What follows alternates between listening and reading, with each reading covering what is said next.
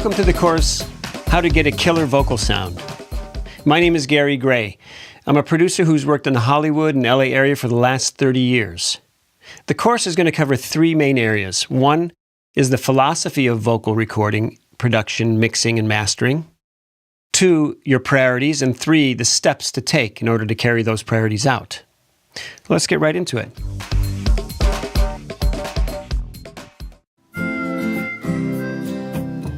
Sun sits down on Union. Okay, it's interesting. The sun sits. It is loud enough, but the S's themselves are too loud. So there's different ways you can do this. You can use de-essers. Let's see what I put in here. I have a de-esser in here already, just lightly playing. It's just kind of lightly touching.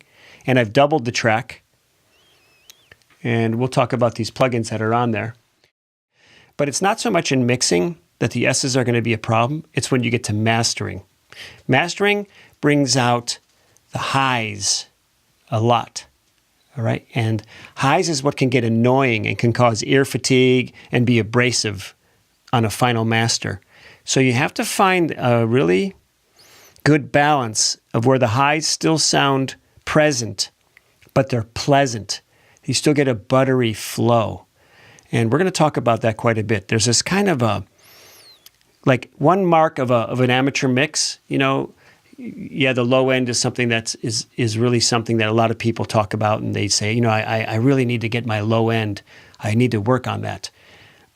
But another mark or another, kind of flag that shows you have an amateur mix is when the highs are abrasive, too much, kind of brittle.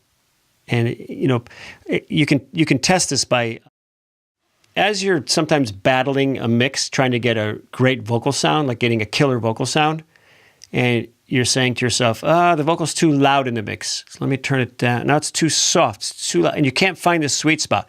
One reason I found is this. The mind, this is an observation I made. I'm a researcher from hell, so I do hundreds of hours of research on this stuff. And just as a finding of mine, it's just an opinion. You don't have to believe me, but I'm just going to present it to you because it's workable. It's very workable for vocal production. And that is that the mind perceives the loudness of vocals to a large degree from... Sun sits down on Union. Class of 55 reunion. Time and tight, so tuned in. Summer nights in Memphis. Leaving her heart with us to Chaspos. Okay, now to make it easier for us, since we're working with the lead vocal right now, we're going to mute the background vocals. You'll notice another thing about vocal production is that things are organized and they're routed in groups. So I have all the background vocals together, so I can just hit one mute and all the backgrounds are muted, or I can solo them. Now we're going to listen to that part again without the backgrounds. Where did they come in? Right there. Okay. To Chaspos, blue note souls, finding our way home. Okay, we're going to take I'm going to take a note in here, and I'm just going to show you how I auto-tune it naturally for this style. One of the things you'll notice here, I'm going to solo this again just for our sake, okay? Finding our way home. That last word has a lot of vibrato in it. What is vibrato? Vibrato is not just vibration of a voice. It sounds like it's just vibrating. That ho, but what it is a change of pitch. And you can see this is a good example of vibrato right here. Because a computer, when it analyzes tuning, it will give a region, like these separate little regions, around an average note. So it's finding that this vibrato is so wide that it's giving them separate regions. It's going, like over here you'll see the keyboard and tuning. I'm going to make this bigger for you so you can see it even more. Okay, so see here is D, C sharp, C, B, B flat, A. And the note in question, really he's singing a C at the end. And we don't have to see an exact C here because this is a blues track. Blues is like, you know, the things are in the crack, they slide, there's like tension and release. You can see how this comes up here overall. Starts here and comes up. And that's all right. For me, and this might sound like subtle to you, but the vibrato is a little wide. So I'm going to play this again. There's home.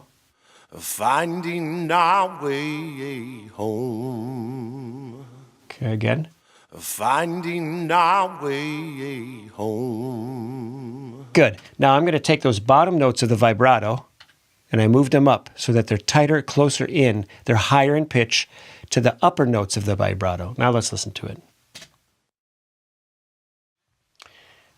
So what I'm getting at is this: your ear is vital. It's the most important thing. You know, any great mixing and mastering engineer, tracking engineer, they'll tell you, you know, that they don't really care so much what equipment they're using. They care about the result that they're getting based on what they hear. They can go into pretty much any room with almost any equipment as long as it's working. Now, they won't say that maybe sometimes on their tutorials and on their interviews. Why? Because they're sponsored. So there's certain things they have to say. You know, luckily I live, you know, just an hour south of Hollywood, and I have a lot of meetings in Hollywood. I worked and lived in Hollywood for 20 years. So I interacted with a lot of people in the industry, and you go have lunch with them, and here's what you hear. You know, they're like, Gary, I used an SM58 on that last session, and I used an M Audio Mobile pre-USB. That's like a $125 interface with a $150 mic, you know? And I'm like, I thought you were on you're talking about that mic you use all the time. They're like, I'm sponsored by them. That's not an atypical conversation that I have. In other words, it's a typical conversation that I have with people in Hollywood when it comes to what really happens behind the scenes and what's really important. What's really important is the result that you get. Can you get it with a wide variety of equipment and gear? Yes. People that try to pigeonhole you into like, you got to have this speaker, this interface, this mic, this setup, you know, this chain, okay? They're leading you down a wrong path, and that path leads to less confidence. You know, it makes you put your confidence in objects and in processes. And what I'm here to do, to help you do, is to take back all that confidence that's been taken away from you and give it back to you where it belongs. When you have that confidence, you can hear more objectively. You can get better mixes. Okay, especially true of vocal production. Finding our way home. So there's some tips on tuning. And again, it's part of the priority that has 3 steps of vocal performance, which is timing, volume, and tuning.